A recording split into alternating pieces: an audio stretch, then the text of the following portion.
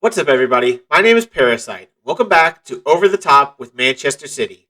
Today we have the off-season special, starting with an end-of-season review.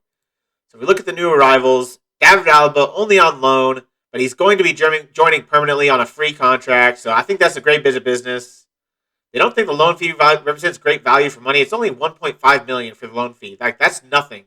Basically, we paid $1.5 million for David Alaba. I think that's a good deal. Some other players, Ferran Torres, we didn't bring in, but signed in real life. He played pretty well there at the end of the season. At the start of the season, he wasn't very good, but yeah, he played well as the season went on. Ruben Diaz played all right. Wasn't spectacular, but was a solid player. Ake did okay. Menino we bought for $21 million. His versatility's been really nice. Performances on the pitch haven't been fantastic, but he's got a lot of potential, so I'm hoping he can reach that potential. Ahmed Hodzic, $6 million, cheap deal, just complete depth. That's the only reason he's here, for depth. Petty played one game. He did not play very well. And the rest of the players didn't see the pitch. In terms of transfers out, obviously they sold Sané in real life. He did very well for Bayern Munich.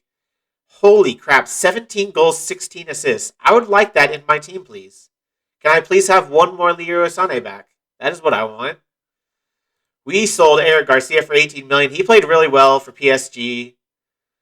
Hopefully he continues to play well. What's his value at? $33 million. That's not as much as I'd hoped.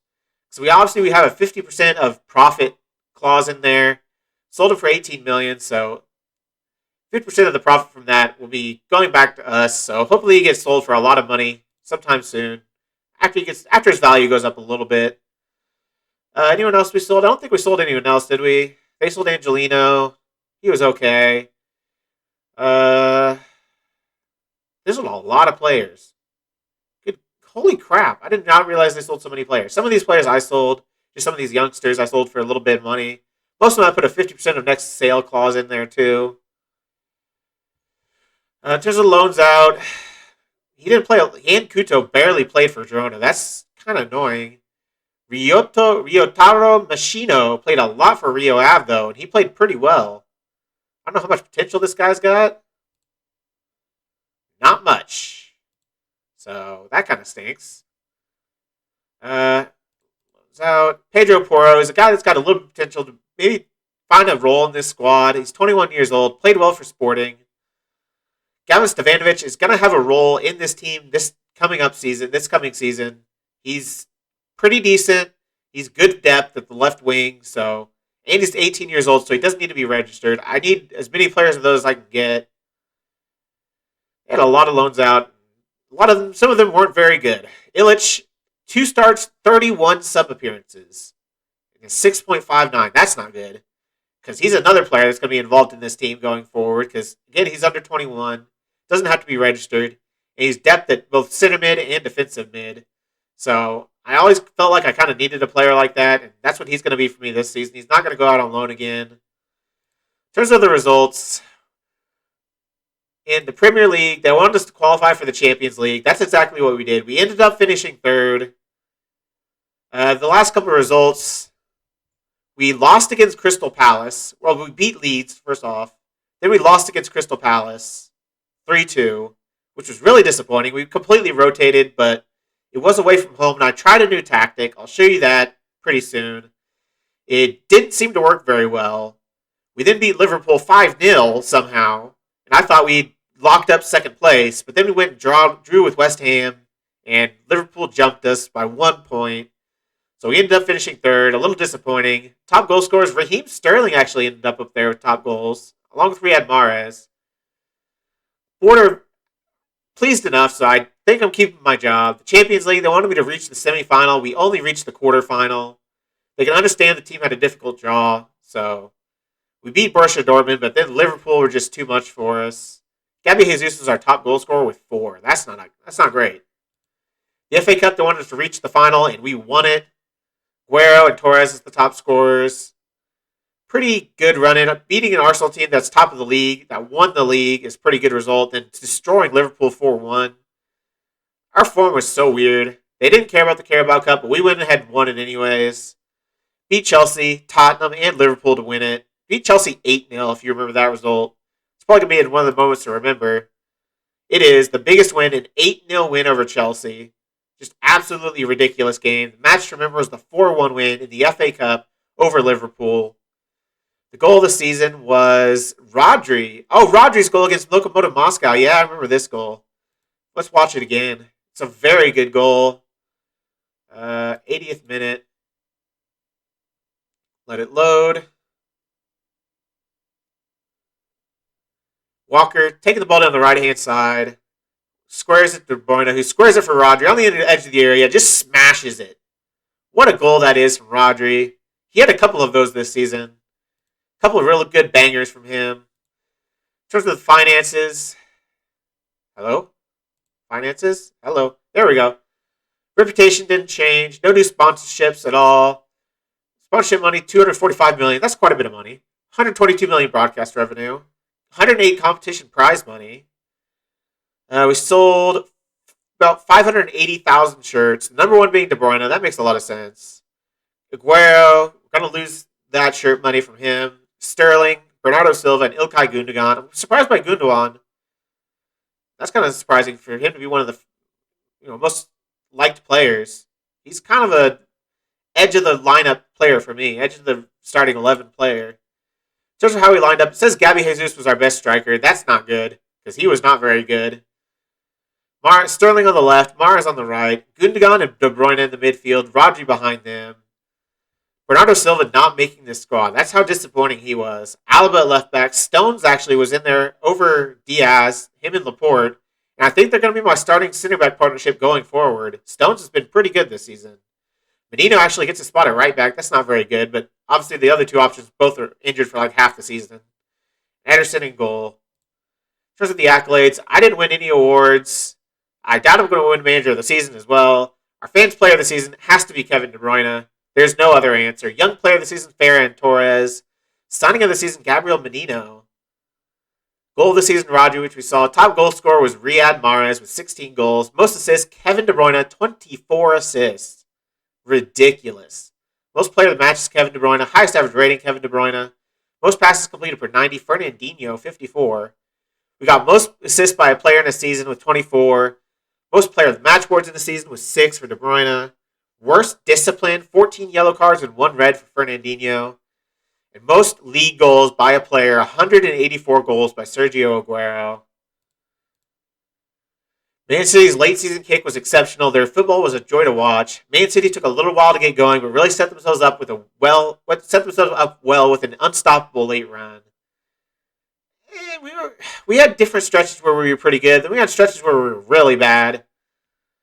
In terms of the expectations for next season, they want me to play attacking football, develop players using the club's youth system, sign high reputation players, play entertaining football, play possession football, signing players to develop for profit, maintain the club's status as the most reputable team in England, work within wage budget, 4-year contracts for first-team players, minimum, best youth system in the country and the world. They want me to qualify for the Champions League again, so that's good. They're not too expectant for us to actually win the league. They want me to reach the semifinal of the Champions League and grow the club's reputation. By 2022, they want me to win the Champions League and the Premier League. That's a lot of expectations. Accept that vision. An end-of-season team meeting. Challenge for the title or Champions League? The season is finished now, and it's time to focus on what we can achieve going forward. I think we can qualify for the Champions League next year, and I need you to come back for the preseason with that same level of ambition. Let's do that. It went over well.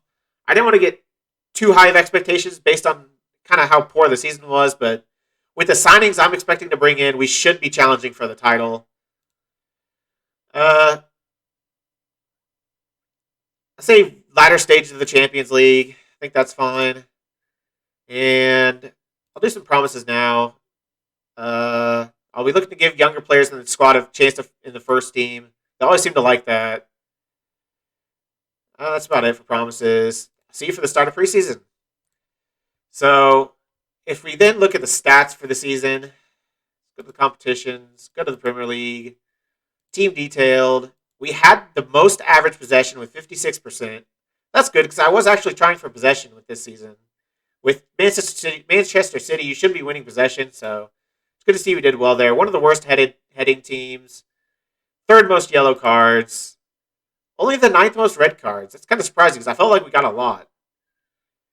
In terms of goals, we were third with 77. Liverpool led the league with 88 goals. Arsenal's defense must have been ridiculous. If they had 79 goals, like 9 less than Liverpool, and won the league by a pretty wide margin. We had the most expected goals. That shows you how terrible our front three was. We had the most expected goals, and we scored the third most. We scored 4 less goals than expected, while everyone else is scoring. Like, Arsenal scored 16 more than expected. Liverpool scored 2 more than expected. We scored less. That is not good for your strikers. That is how bad Gabriel Jesus is. Penalties taken, we were tied for second with 7. Liverpool took 10 penalties. Had the best cross completion. Had the most goals from corners with 13. 1 more than West Ham. We got 12. That's pretty good from West Ham. Direct free kicks, we got 2. Indirect free kicks, we got 5. Pass completion, we were 6th. In terms of passes completed, we're only mid-table. Created the most clear-cut chances by a wide margin. Shots on target ratio was not very good. Yeah, all this is showing to me is that our strikers were very poor. Our front three as a whole was very poor. Conversion rate, 8. That's a little bit surprising. We're fouled the second most. Most dribbles made by a wide margin. Most dribbles per game by a lot. We are running at the defense, so I kind of expect that. Arsenal only conceded 28 goals. That's a little bit more than I expected with how well they did on the season. I guess they just got the rub of the green on some of their results. They didn't have any big losses, but they must have won a lot of close games. We conceded the second fewest goals in the league. Like, where are Liverpool? 6th. They just scored so many goals that didn't matter. Expected goals, we expected to allow the least. So again, like Arsenal completely outperforming their expected goals. They were expected to concede 36 and only conceded 28. We were expected to concede 23 and conceded 33. I think that's a dig at our goalkeeper. Ederson was not good. He let some easy shots go in. We only conceded 1 goal from corners. I think my defensive corner scheme is just amazing. Direct free kicks, 1. Indirect free kicks, 5. That's not great. That's a little high for me. We had the most clean sheets, though. Fouls, we were 9th. I'm not going to see us on any of these. Average attendance. That's all for the team. Let's look at the players now. Goals. Edinson Cavani and Richarlison led the league in goals. That's surprising. Never really see Edinson Cavani on there. Carlin Grant way up there. Batshuayi. Mahrez is only 15th on 11 goals with Raheem Sterling. That's not good enough. Harry Kane only on 11 goals. That is not very good. He should be at the top. And I'm wanting to sign him for like $200 million. Well, that's what they want at least. I don't know if I'm going to actually sign him for that. But I'm wanting to sign him because he's perfect for our system. And he should score goals. I mean, probably that's just Tottenham being bad, why he didn't have very many goals. Expected goals, Sterling expected 11, got 11. So he's not outperforming his expectation. I think Riyad Mahrez did outperform his expectation because he had 11 goals and he had less than 8 expected. So he's literally the carry of our team going forward. Absolutely carrying the team. Cavani only expected 11, got 18. So he might have got a little bit lucky. Average minutes per goal, Mahrez is up there. Shots on target percentage, Bernardo Silva's up there.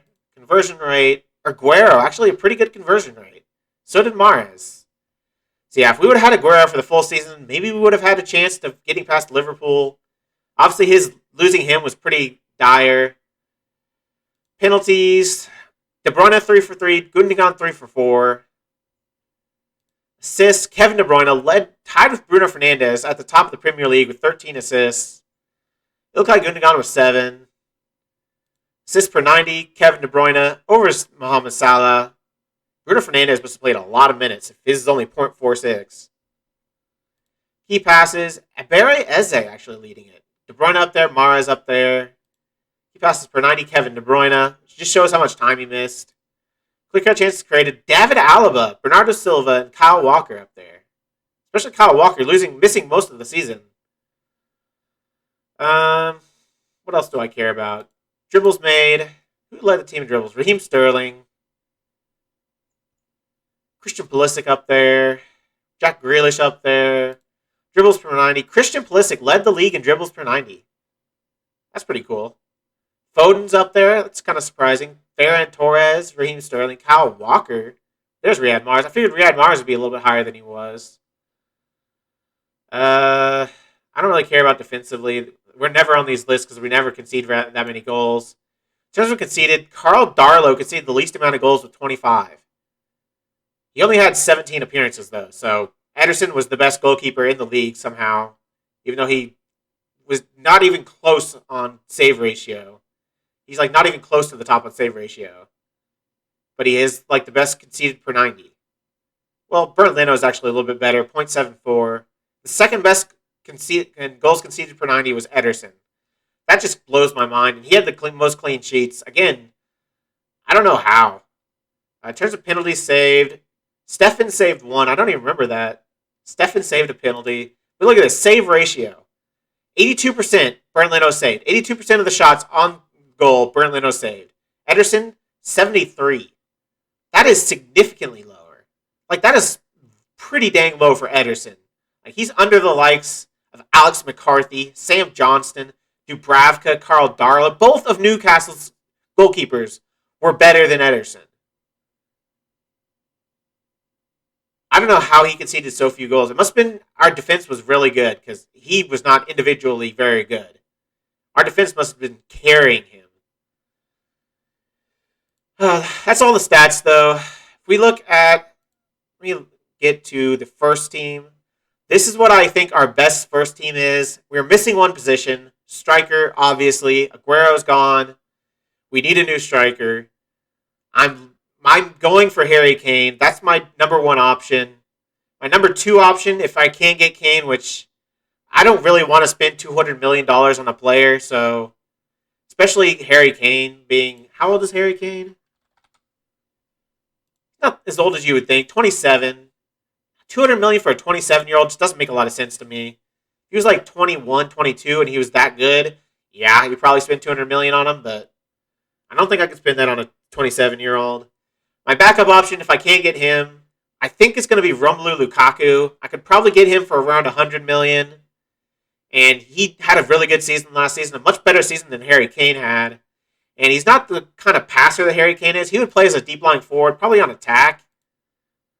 That's probably where I'd play Romelu Lukaku, but yeah, he's not as good in terms of passing, but he's just such a physical monster. He could just hold up the ball really well, bring others into play.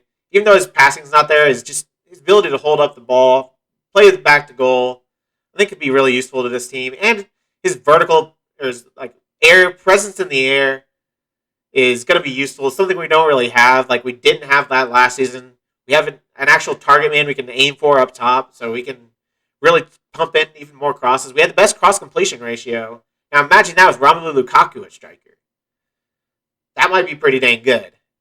So that's what I'm looking at for the first team. For the second team, if I go to my second team, this is what I think my best second team is. Torres is my backup striker, playing as a false nine. Foden on the right, Gundogan and Doyle in the midfield. Fernandinho, deep lying playmaker. Mendy, Ake, Diaz, and Cancelo along the back. Stefan in goal. We're missing one area. That's that left wing. If Ferran Torres is up top, I don't have that left inverted winger, really. Like, Gabriel Jesus can play there. He might be better there than he is at striker. I might give him the chance, but I think I'm still going to look to bring somebody in. Yeah, I still think I'm going to look to bring somebody in, even though Gabby Jesus is a decent option there. Gabby Jesus can be my third striker. Liam Delap might go out on loan this season. So the other players I'm looking at to bring into, where I'm missing in the lineup is I'm missing a defensive midfielder. I only have two. I'd like to have a third. Obviously, Gabriel Menino can play there, but he's also our third right back, so we also need a third goalkeeper. So I'm looking to bring in an under 21 in, so he doesn't have to count for registration, because I think I only have like two registration slots available, and they're going to be my striker and left winger. So we also need to look for a midfielder, central midfielder. So I'm going to be looking for an under 21 central midfielder as well. I've got a lot of scout reports out, trying to find these players. Also, I kind of need a backup on a third right wing option behind Foden. So again, I'm looking for under 21 players to play there. Looking for wonder kids. I don't know. I've got a lot of scout reports out. We'll see later on what the scout reports say and who the best option is going to be. There's not a whole lot of options for that position, unfortunately, but Demir? I can't think of his first name, but Demir is a good option if we can get him. He's like 17 years old, so he could be a really good option. If we look at all the options we're going for, go to our short list and go to striker. The strikers we're looking at, Mbappe, obviously. You have to just keep an eye out. If you can get Mbappe, you get Mbappe. I'm also thinking of selling Gabby Jesus. He's valued at a lot. If we can get like $100 million for him, and I could bring in somebody like Gabriel Barbosa, who I think could be just fine as that false nine. Like, he's got pretty good attributes for it. He's probably just as good as Gabby Barbosa is. And I can get him for how much money? It's really cheap. 14 to 19 million. So if I can sell Gabby Jesus for 100 and bring in Gabriel Barbosa for 15, that's just good business. Other players I'm looking at is Ansu Fati, but I'm mostly looking at him for the left wing. Same as Son Heung-min. João Felix is a guy I'm looking at, but it's going to cost a lot. Dybala, same thing. And I'm kind of unsure of his goal scoring potential. He's obviously a really good creator. Pretty much the second best creator behind Kane that I can get is that false nine. But I'm not totally sold on Dybala. He is also 27, so Erling Haaland obviously is an option. He would have to be registered. He's 20 years old. He's not the best in terms of deep lying forwards, really. But he can do it. He's got good vision.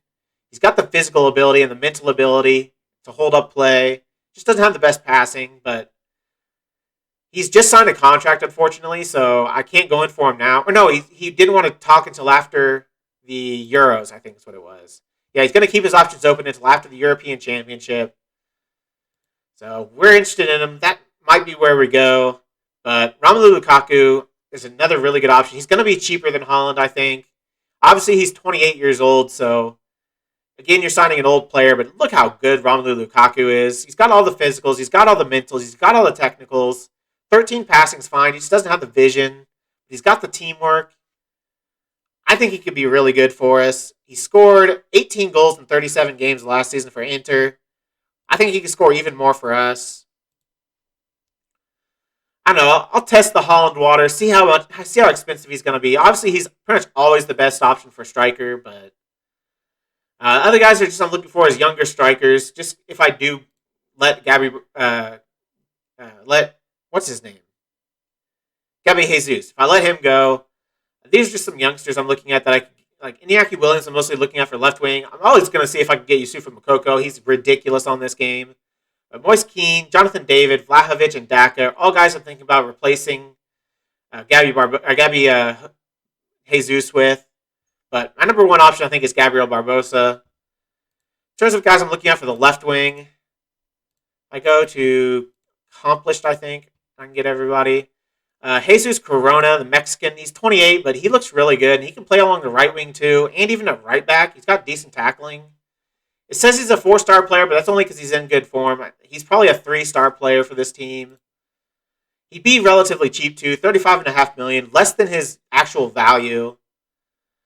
Jack Grealish is the one I think I'm going to be signing. I've got an offer on the table for him. He can play center midfield. He can play on the right-hand side. He can play attacking midfield if we change up our formation a bit. And he can play that inverted winger's position. And he's English. He's 25 years old. I think it's just a great option. He's not going to be too expensive. Like $60 million is the max. His value is 53. So I don't remember what the offer is that we've got in for him. $57 million. So $57 million for Jack Grealish, I think, is a good deal. Gnabry's also an option. Reina, but I don't think they're going to let him go. Pulisic, the same thing. Jude Bellingham, the same thing.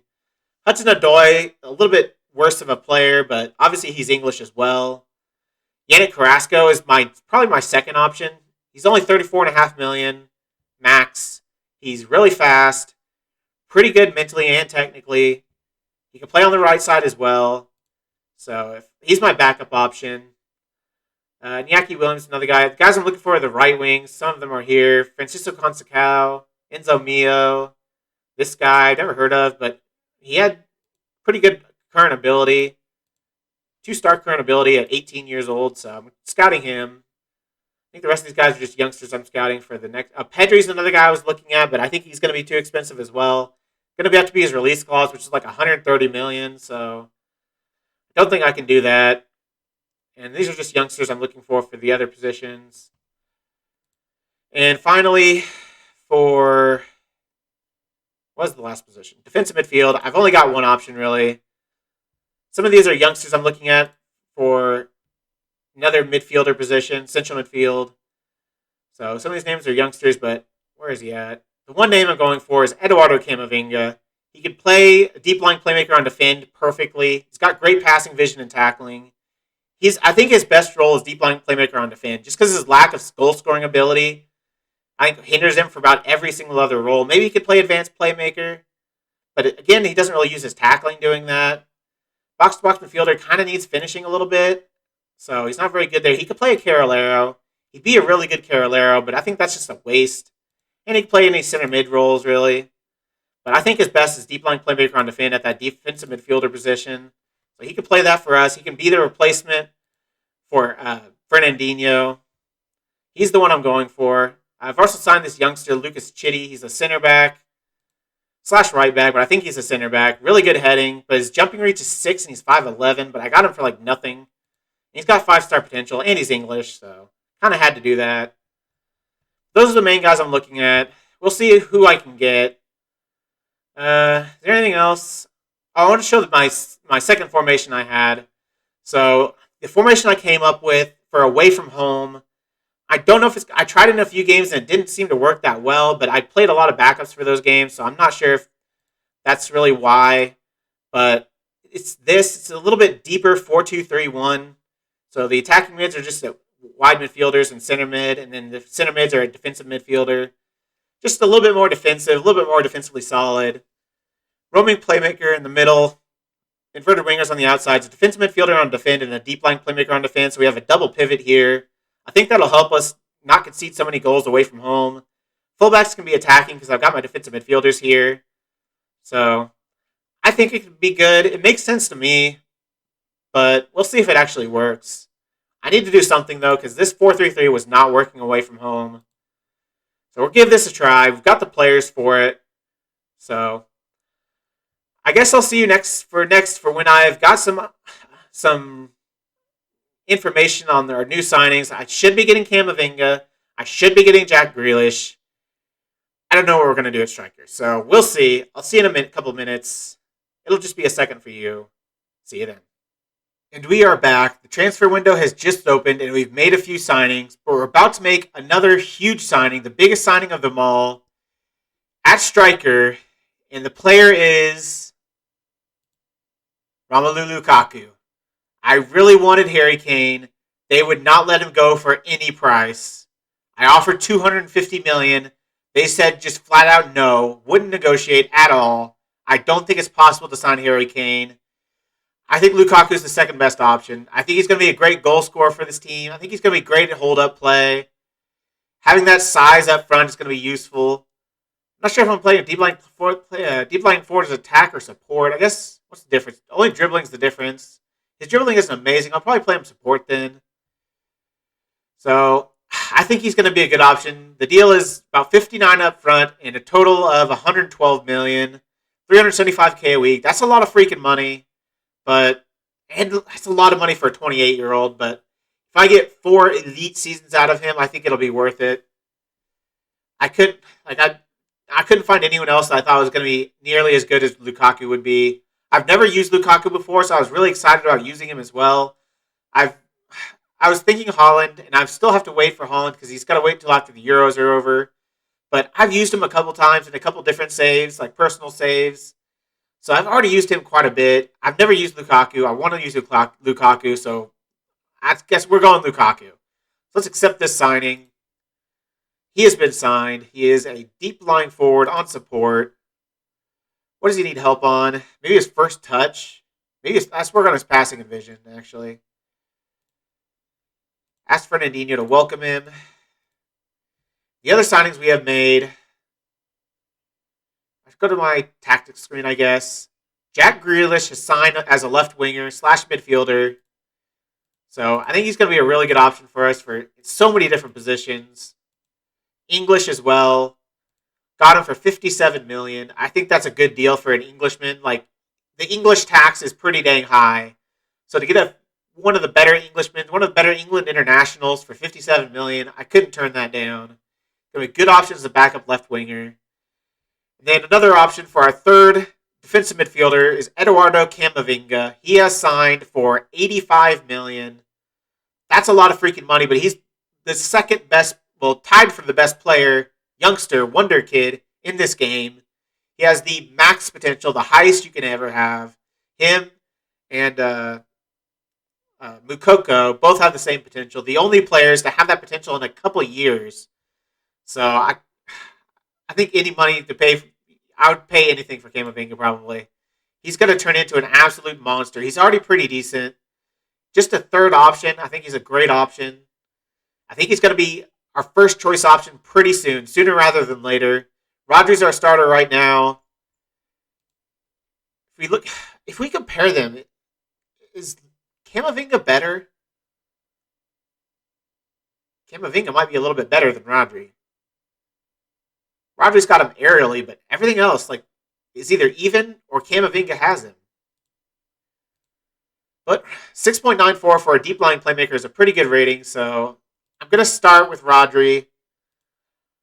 I probably will place, I think Fernandinho is actually going to be our third choice.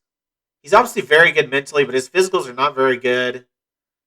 His technicals are pretty dang good, but not just as good as Camavinga's. If we compare him and Camavinga, he's better mentally, aerially, and a little bit better attacking because he's got better finishing, but much better long shots, penalty taking. But I think he's much better. But just those physicals are a big difference. Fernandinho is probably our best defensive midfielder, but he did not play like it last season. He only played at 6.89, not as good as Rodri. So I don't know. I think it'll be depending on who I play, what team I play, who I decide to go at defensive midfielder. Does Fernandinho have big matches or anything? He relishes big matches, and he's green consistency. What about Rodri? Enjoys big matches and fairly consistent. So I'll definitely play Fernandinho for all the big matches.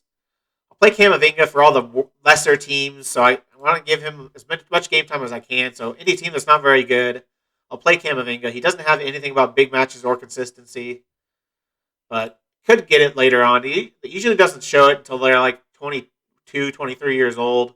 If they're not shown out off the bat. I think sometimes they'll show up later on in their career. So we'll decide whether he's a second or third option, but this is what we're still actually waiting on one more signing, but this is what our second team bench looks like. So we've got we're three deep at every position. A couple players are coming back from loan that are going to be third choice options for this team next season. So I think we'll have enough spots for everybody. I think we'll have enough registration slots for everybody. I'm assuming we will, because Illich doesn't need to be, Stevanovic doesn't need to be, Delap doesn't need to be, Harrison will, but I'm still on the fence about whether I'm going to loan him out or keep him for another year, keep him in the squad, around the squad. So our first team, if we go to our first team, let's throw in Romelu Lukaku as a deep line forward on support. This is what our first team's going to look like. And then this is going to be Jack Grealish. So there's our bench and our first team. I think it's much stronger than last year. We have a striker that can score goals that I feel comfortable playing with. Sterling, he picked it up at the end of last season. Hopefully he can continue that form into next season. Mahrez, hopefully continue his hot form. De Bruyne won best player in Europe. Yeah, he's ridiculous. So Obviously, David Alaba comes back for another season. Not a whole lot of changes to the first team, but I think the one change we have is the biggest change we needed. We needed a goal-scoring striker. I hope we have that in Lukaku and even more. Yeah, that's going to be the squad. So we've got one more signing, though, yet to come in. Going to be kind of a third-choice right-winger / third-choice striker. Really, because we have another player that is leaving, I will say. We have one player that's going to be leaving is Gabby Jesus. We got an offer of $97 million from Arsenal for him, and I couldn't turn it down, especially if I can get the player I'm going to get, which is going to be Gabriel Barbosa. If I can sell Gabby Jesus for 97, and I'm buying Barbosa for like 17, and Barbosa, like if we compare them, let me get Barbosa. Gabriel Barbosa. Let's compare him and Gabriel Jesus. Yeah, they're pretty much the same player. And I could sell one for 97 and sign one for 17. I think that's good business. They're very similar players. Very similar, actually. Eerily similar, you might say. Jesus is a little bit better mentally. He's got the work rate. He's got the flair. He's got the decisions a little bit over him. But Barbosa has more anticipation.